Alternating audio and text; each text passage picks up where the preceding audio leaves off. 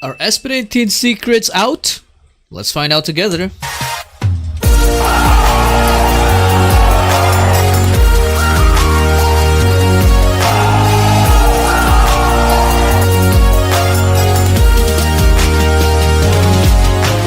So, welcome to the second live stream of the day. Today, we are going to check SB19's guesting with Boy Abunda in the latest edition of Fast Talk. I think SB19 has done this way back before, right? Back in their Go Up, Halab era, right?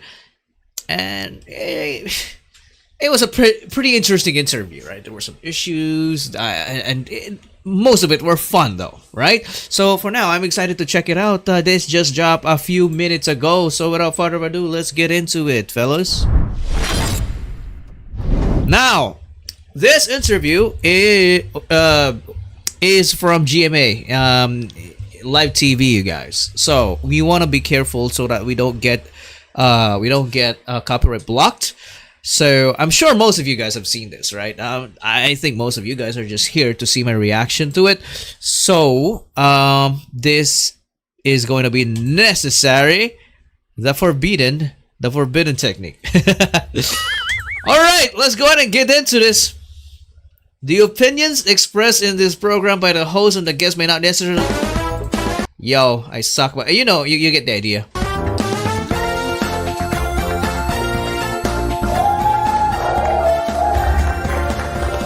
Magandang hapon, Pilipinas at buong mundo. Naitay, kapuso operan po ng 20 minutes ng inyong hapon. Ako po si Boy, and welcome to Fast Talk with Boy Abunda. Naniguwang na dyan ka diri na pita, ticha. Sa lahat ng nanonood po sa Facebook at YouTube, sa lahat ng nakikinig po sa atin sa Shout out YouTube! Welcome to the program. Samahan niyo po kami sa 2 araw na special Fast Talk episodes. This is very, very special. So, this is going to be 2 parts. Dahil so I can't wait for tomorrow. Hapon, is a phenomenal boy group, and they're called the Kings of P-pop. Naitay Kapuso, please welcome SB19.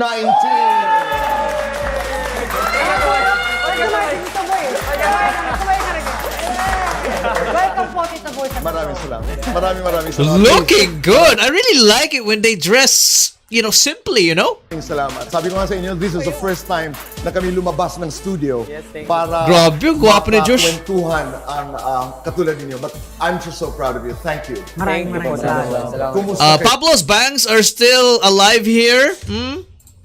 Ikaw, Josh, kumusta? Well, ito po, maganda naman po yung nangyayari for our group and syempre individually. At syempre happy po ako personally. Pangarap lang po kasi namin dati makapagtayo ng sarili naming office and studio. At talaga ako dati kung saan din po kami nagpa-practice minsan. Ngayon, parang safe space na namin siya. Yes. Talaga. Safe and happy. Di ba? Place. Pero pag-usapan nga natin, dito tayo mag-umpisa. The years before 2019. I'm talking about 2016, 17, 18. Balikan lang natin. Kumusta yung buhay na yon? Pablo, ikaw?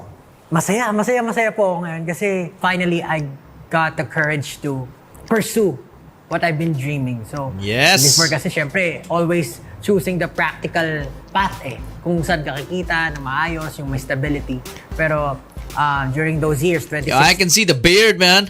up to I love it. 2019, dyan ko naranasan yung mga pinakamasayang moments ng buhay ko kasi ginagawa ko yung gusto ko, kasama ko yung mga guys na talaga namang malaloko. Pero yun po, dun po nabuo yung maraming memories and maraming masasayang pangyayari po sa buhay ko. Where did you train? Love that. Dito, Korea, saan ba? Dito lang po kami sa Pilipinas nag-train. Siguro po kumbaga misunderstood lang ng mga tao na sa Korea kami nag-train. But to be exact, dito po kami nag-train sa Philippines and I was the last member para mag-join sa group. Justin, ikaw? Nice. During those years, may mga panahon ba na ayoko na? Ang hirap pala nito? Actually po, kami sa grupo during that time, talagang marami kaming moments na ganun. Pero Araw-araw pala. siguro po nangibabaw lang din talaga yung passion namin. And kapag po kasi nung time na yun, marami pa po kami. 2017 po ako nung pumasok ako nung training nila. Marami pa po kami. So mararamdaman mo po yung masaya. Naalala mo kanilan? Alam mo, may mga 22? labas-pasok din po. Siguro around 20. Over 20, di ba? Apo, around 20. Na non-existing, no? Apo, Pero iba pa yung mga wala. Mga Okay. nawala. So parang ang nangyayari po, syempre iba-iba kami ng situation sa buhay. May mga nag-aaral, may mga nag-work, meron pong talagang sinugal na nila lahat. Nag-focus sila sa training. So may financial problems, family problems, ganyan po. During that time, kahit... So, yeah, I really appreciate that someone is translating for us here in the live chat. So, the gist of what Tito Boy asked them is that he asked, were there any moments that you said, I can't, I'm done, like I give up, or it's hard to give up? So basically, Justin was just reiterating how hard it was for them, and that there were so many of them before, and the feeling of giving up was looming on a daily basis because of how hard their training is. Na meron mga problema, nangingibaba po yung passion and yung saya kasi nakikita mo, sama-sama po kayo. But the saya- passion still beats it. Pangarap. So sa mga pagkakataon na gusto mong umatras, babalik ka lang doon sa passion. Still, pag binabalikan mo yun, yung mga years na yun, and the struggles, what comes to mind? Pag binabalikan ko po talaga siya, like hindi pa rin po ako makapaniwala na nangyayari po lahat to ngayon. Yeah, if I go back to the past, I still can't believe that. I still can't believe what's happening right now. Kasi nung time po talaga na nagsa-start kami, wala po talaga kaming idea sa kung ano po yung kakahantungan ng ginagawa namin. Kasi ang unang We had no idea what we were doing when we were starting. na lang pong pumasok sa isip namin noon, kaya kami nandun ay kumita ng pera at makatulong sa Oh, the main motivation for them being there was actually money at first, mga pamilya namin. The only reason why I'm going back to that story is to help their families. malayo na lang narating nyo at malayo pa ang mararating nyo. But believe me when You've come far, and you still have. You're still going even farther. I say that babalikan nyo ang mga panahon na ito. Totoo. Tapos may kasabihan din dito sa industriya, whether you're an actor, a singer, or a dancer, in the creative world, nakasanayan na natin na ang husay niya kasi ni kwento. Ang husay niya dahil may bubog. Right. You all know how it is, guys. Basically, what Tito Boy was saying is, in the creative world, in the artist world, there's always a story behind an artist. So, Ano ang bubog mo? you've gone through, what do you call this? Debris? Bubog. Oh my God. Help me, guys. I'm dying. It's like a thorn in your throat, right? When you're going through hardships, you have a needle in your heart, right? So basically, Tito Boy is asking them if each artist has a thorn in their throat, what's yours, right? Let's see what they will say. Okay. Igagayad kita ng konti. Yes, po. Zamboanga, Yes.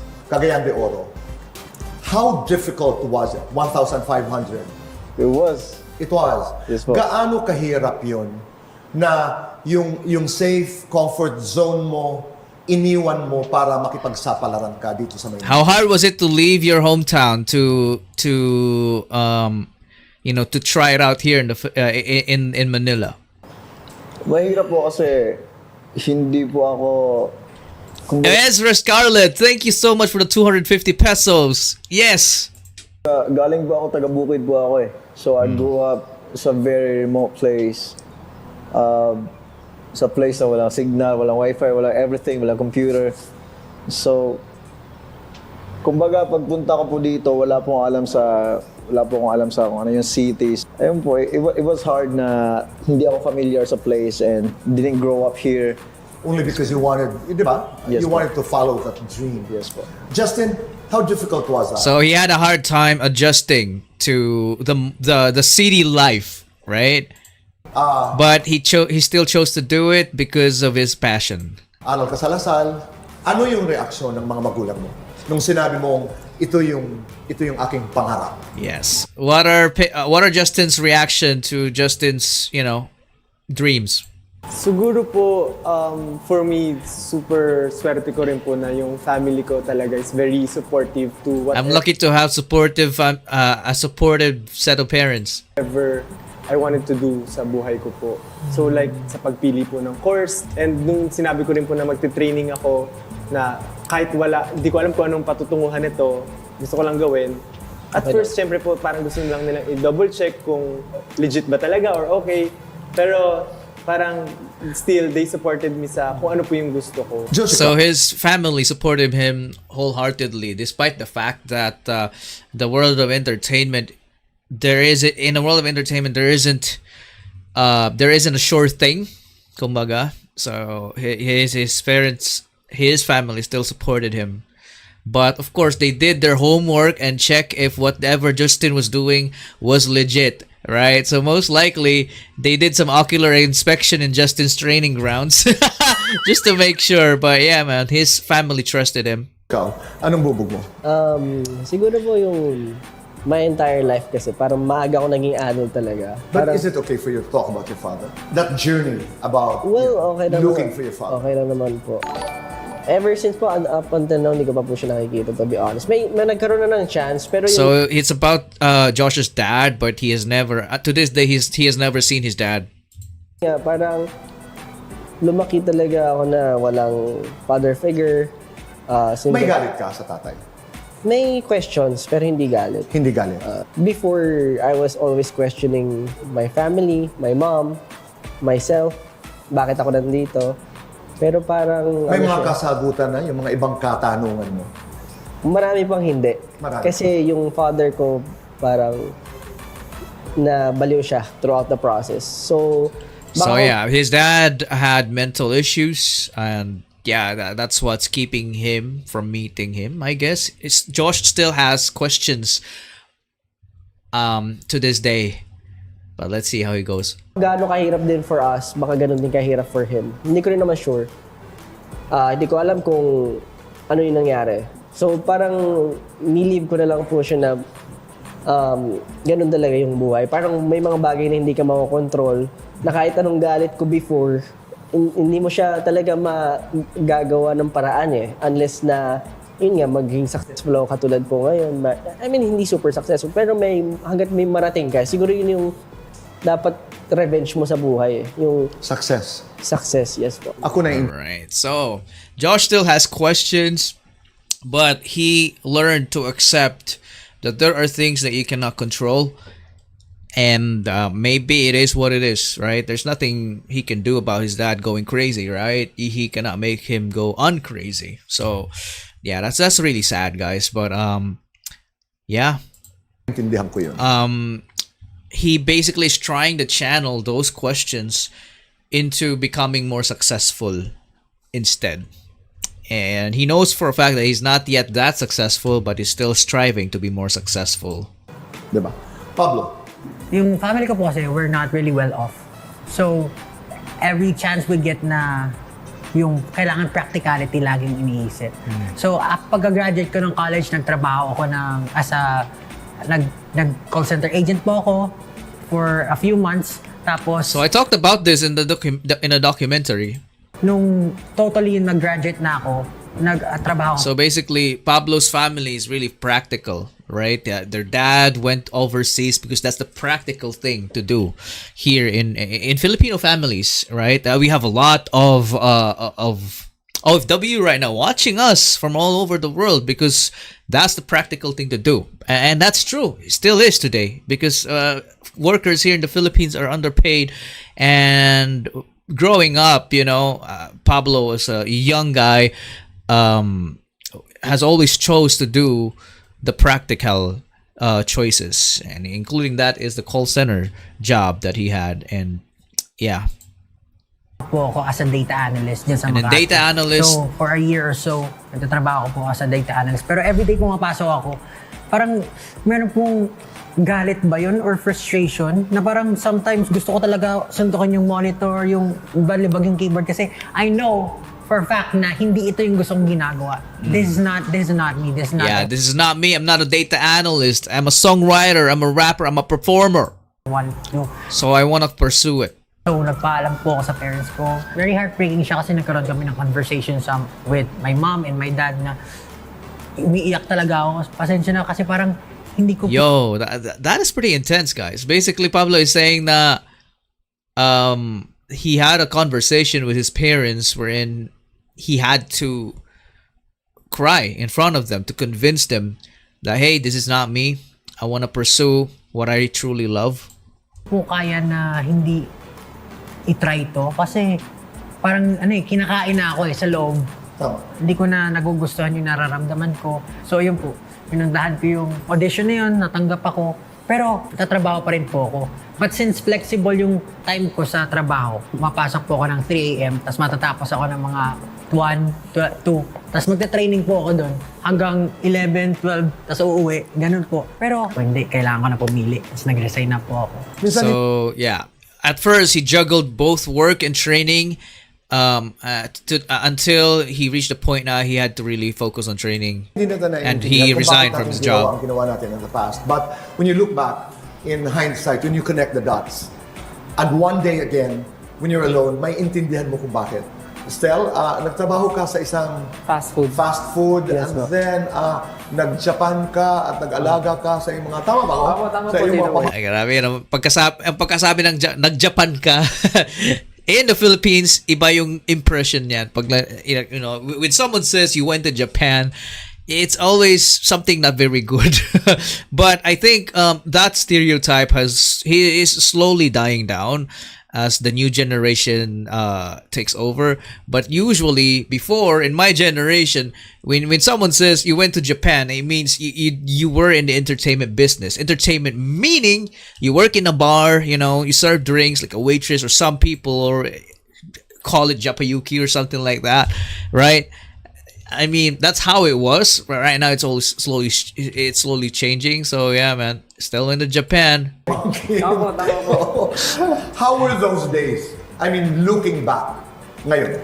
Siguro po nagawa ko siya dahil ang unang pong bagay na pumapasok sa isip ko ay makatulong po sa family talaga. Pamilya talaga, no? Opo, parang nagagawa ko siya dahil nga isa lang po talaga yung goal ko is to earn money and help my parents ko, ganun. Oo. So, pag binabalikan Ulirang ko anak. po yun, masaya po sa akin yung experience na yun. Kasi bukod po sa nagagawa ko po yung gusto ko, nabibusy ako, nakakapag-aral ako dahil po sa ginagawa ko, nakakapag-provide po ako sa family ko, and yung pong pagpunta ko sa Japan, nakapag-travel po ako somehow, but yung kapalit po kasi nun is natutulungan ko rin po yung tita ko na magbantay ng mga pamangkin ko para po makapagtrabaho rin po siya. Nice. So parang pag binabalikan ko po yun, parang ang galing, nagawa ko pala yun. Tapos Still, it's like the dream pamangkin, you know? I mean, yeah, you can trust him.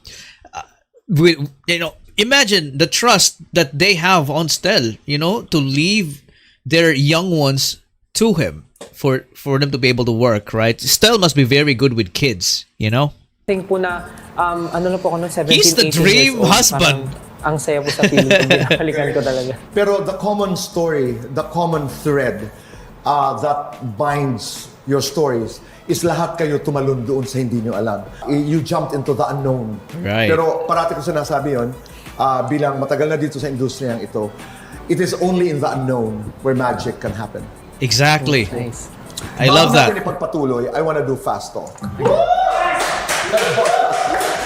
I wanna start with Pablo. Pablo, matipuno, pinuno. Pinuno. Halimaw, Goodness, this is hard to translate, guys. So, matipuno is like muscular or leader. Pablo chose leader. mahalimaw. Pinuno. Halimaw, mahalimaw. Monster or mahali monster? Mahalimaw. Yeah, I love the confidence. He's embracing it. Pablo chose Mahalimaw, which means Mahalimao. 5 monsters. Composer. Pagunlad, Hold on. Mahalimaw. composer, singer. Composer or singer? Composer. Composer. Oh yeah, he really likes working behind the scenes, man. Pagtatag. Pagtatag. Composer, singer. Composer. Pagunlad, pagtatag.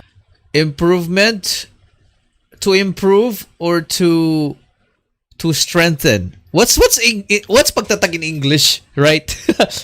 Strengthen, right? Pagtatag. Pagtatag. Crush mong artista, sino? Keanu Reeves. Oh, his crush is Keanu Reeves. Wait. Who wouldn't like him? I was just talking about it in my previous live. How good Keanu Reeves is. Such a nice guy. What a standoff. Tatag. Pagtatag. Crush mong artista, sino? Keanu Reeves. No hesitation, guys. No hesitation. Keanu Reeves. Okay. Lights on, lights off. Lights off. Happiness or chocolates? Happiness. Lights off. Okay. Best time for Oh god, this is too fast. It's literally fast talk. crush mong artista, sino? Keanu Reeves. Lights on, lights off. Lights off. Lights Happiness off. or chocolates? Happiness. Best time for happiness. Now. Josh. I love that. Rapper, singer. Rapper. Sweet lover, romantic, dreamer. Sweet lover. Suerte malas. Malas. Aatras o aabante? Abante. Grabe. Oh, sweet lover pero malas. Oy, girls, you know what to do. Now, these fast talks are fun. Okay. Rapper. Sweet lover, romantic, dreamer. Sweet lover. Suerte malas. Malas. Aatras o aabante? Abante. Crush mong artista, sino? Yeji ng Itzy. Lights on or lights off? Who? Crush mong artista, sino? Yeji ng Itzy. Who's that? Who? Reggie of Etsy? Is it a... Am I hearing this right? Can you help me, guys? I want to search her. What did Josh say? Who? What? Did he just talk about Itzy? Guys, you don't know too? I need to know. Yeji. I think he said Yeji. Yeji of Itzy. Yeah, dude, she pretty fine. Okay. Josh likes the foxy eyes, man. Okay, so that's what you like, huh?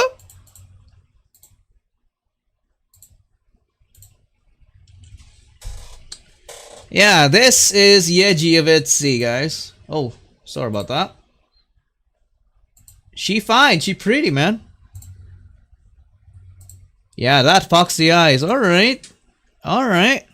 Okay, that's her, alright. Okay, nice taste, Josh. Okay, let's go. O aabante? Abante. Crush mong artista, sino? Yeji ng Itzy. Lights on or lights off? Lights off. Happiness or chocolates? They really like lights off, man. They want some mystery, right? Right? You know, what's the point of lights on? There's no more mystery, right? You want to plunge into the unknown. It has to be lights off. Right? Okay. Let's go. Lights off is better. There's mystery in it, you know? Crush o aabante? Abante. Crush mong artista, sino? Yeji ng Itzy. Lights on or lights off? Lights off. Happiness or chocolates? Happiness. Best time for happiness. Today. I love that. Stel, bibirit hahataw. Bibirit po. Sama-sama Nice. o kanya-kanya? Sama-sama. Pilyo romantiko.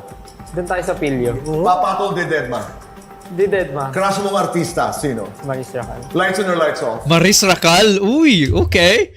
But isn't Maris married though? Sayang.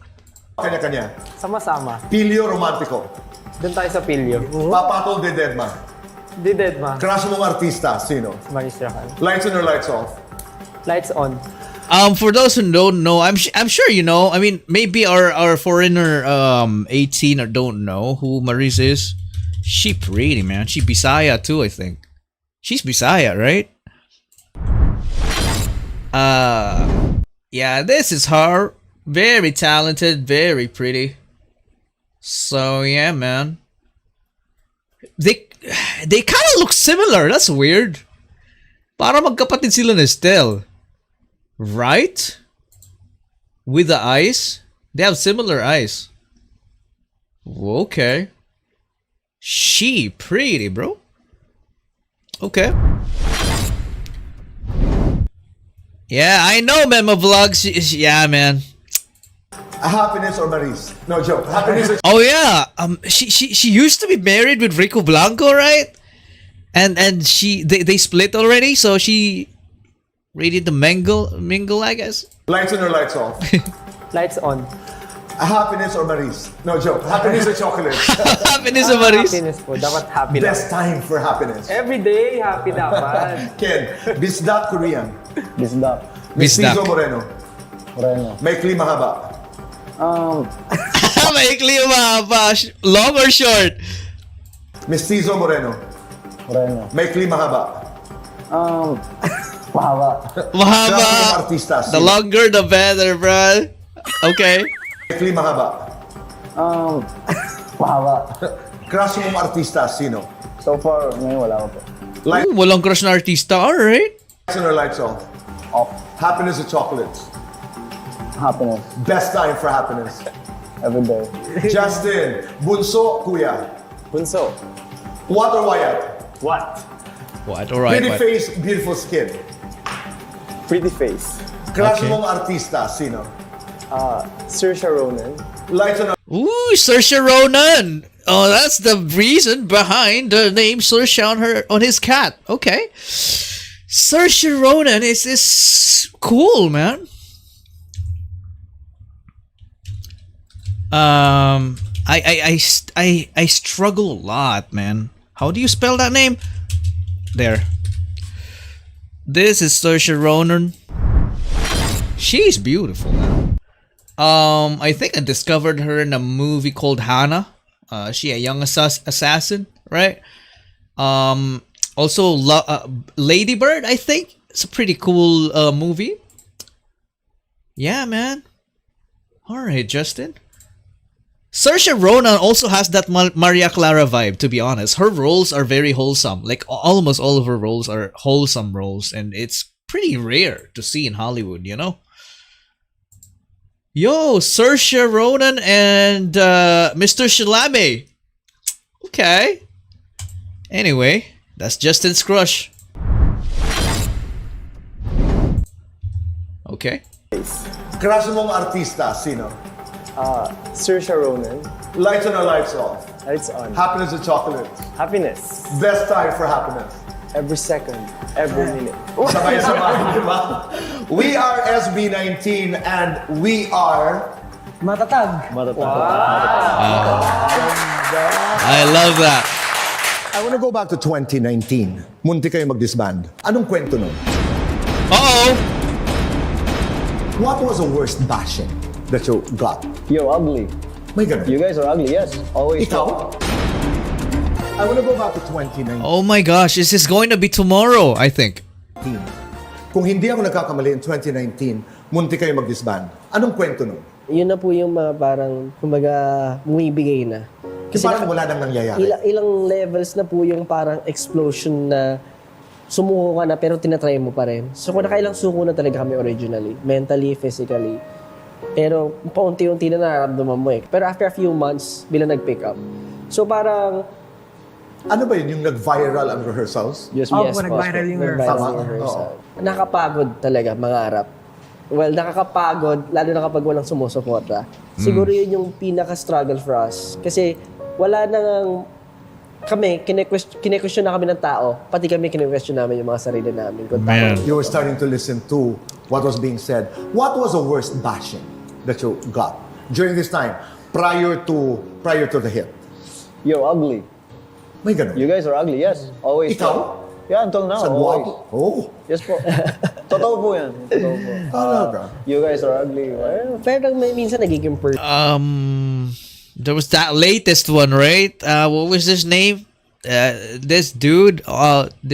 Anyway.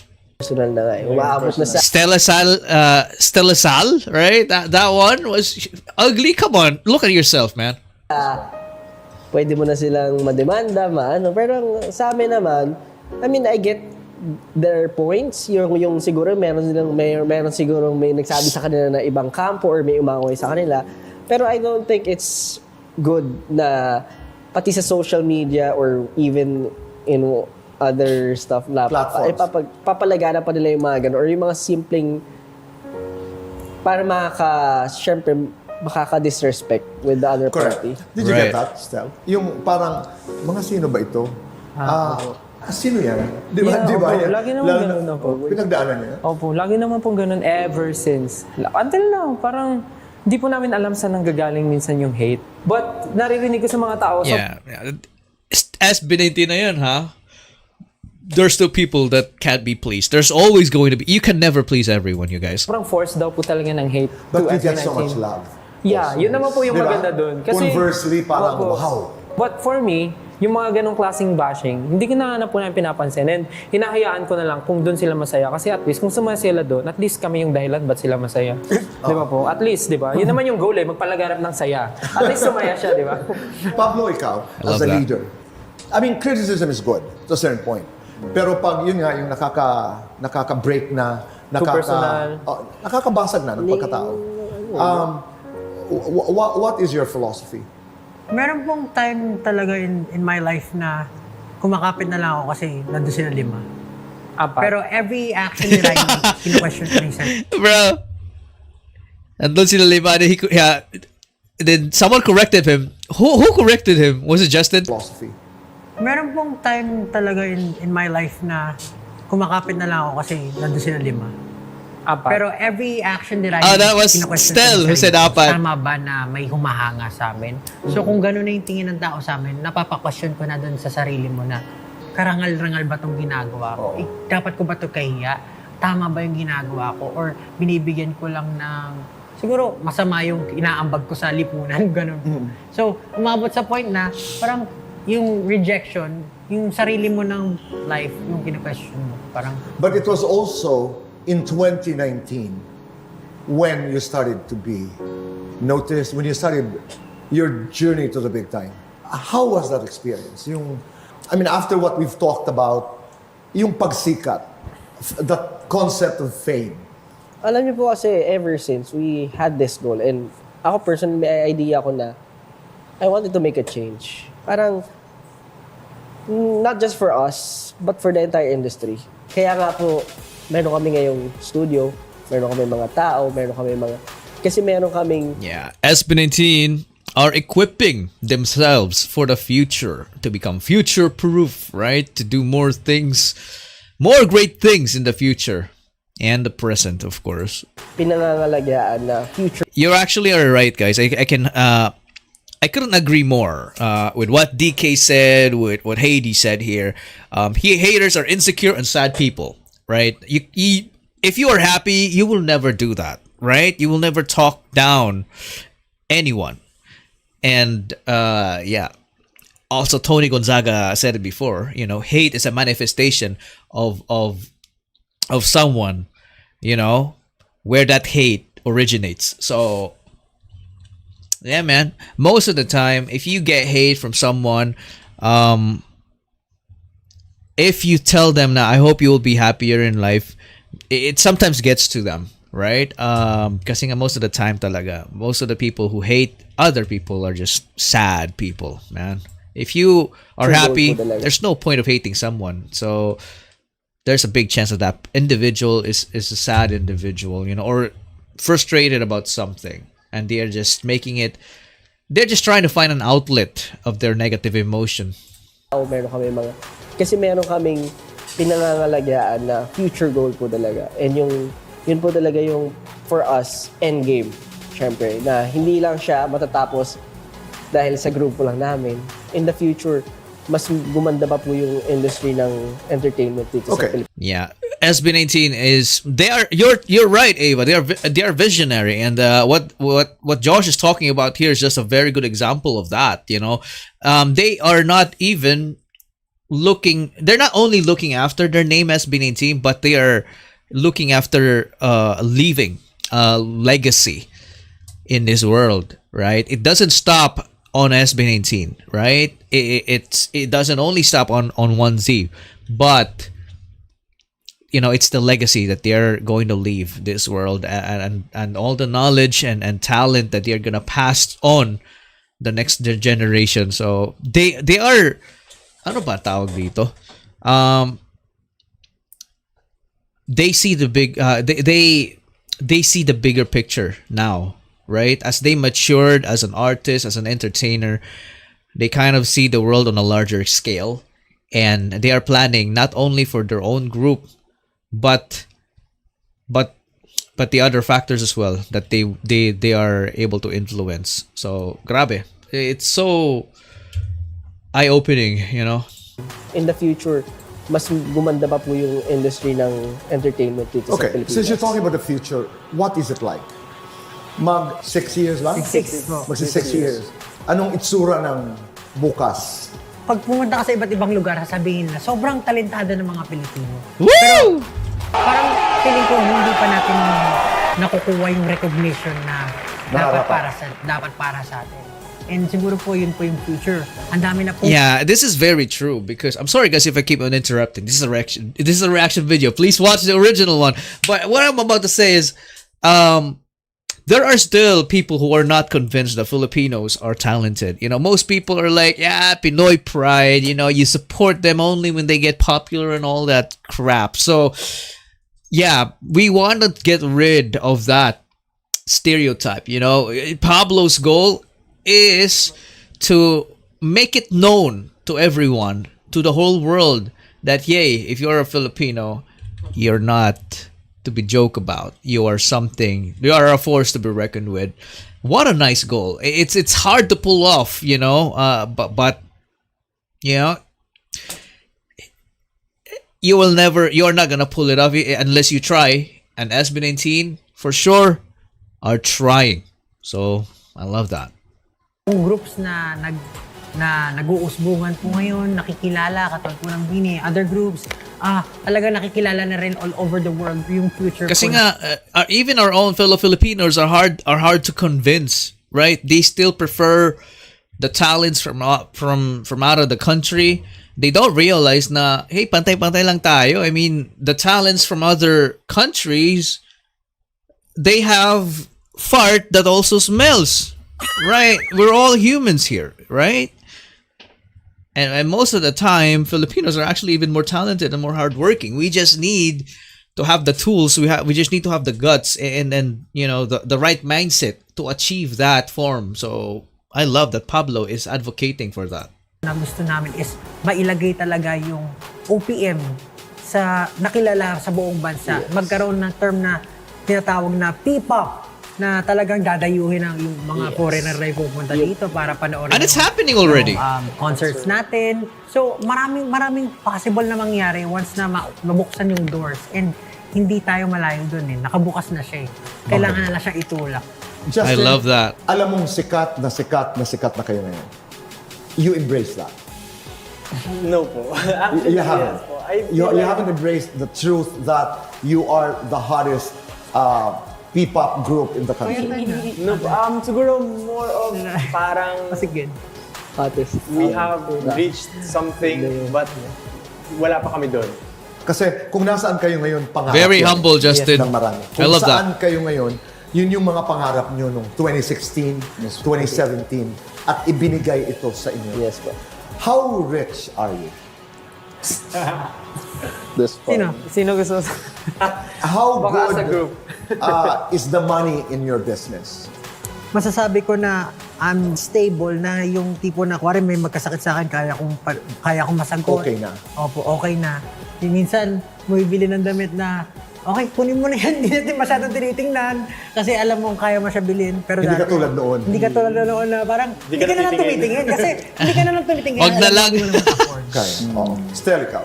Ako po I love siguro stable po and happy kasi ngayon po nag-iipon po talaga ako for my next goal, for my family. Nakwento ko rin po sa inyo dati, Tito Boy, sa interview, yung dream ko po is to magpagawa ng house po, and nandun na po ako sa stage na yun. And Sino Nice. ikaw?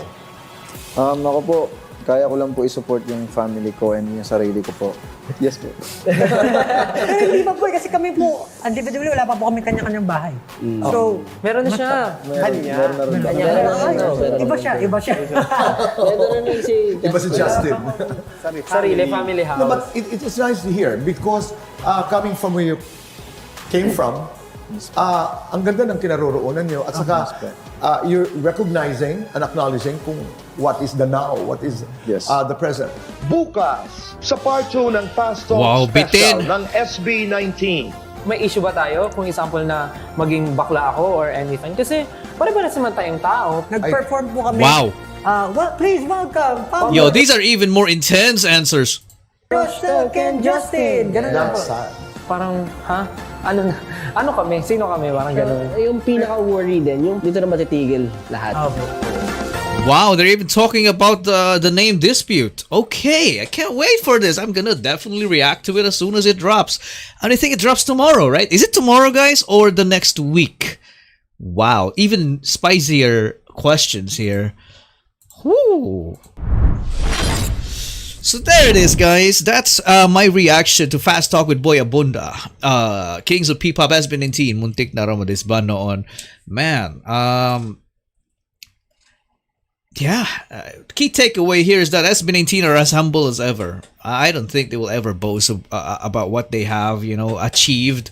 They will always put their feet on the ground, just like how Mana is, right? Achieving great heights while keeping your feet on the ground. That's just an amazing song, man. Yeah, nothing but great things for SB19's future. This is such a nice interview. Basically, they just had a look at the past. They educated Tito Boy about what happened and how they feel right now that they are already experiencing the success that they were trying to reach. So it's so nice to hear that SB19, each and every member of them, are living comfortably. They are able to buy anything they want. It's just a nice feeling. And they are just an inspiration to everybody. As long as you follow your dreams, you will eventually get there. So, guys, I hope you enjoyed my reaction. And I will go ahead and react right away once the next episode drops tomorrow. Alright, guys? Spread love, not hate. Keep on supporting our Filipino talents because we are a force to be reckoned with. Goodbye, guys. Love you. See ya. Peace.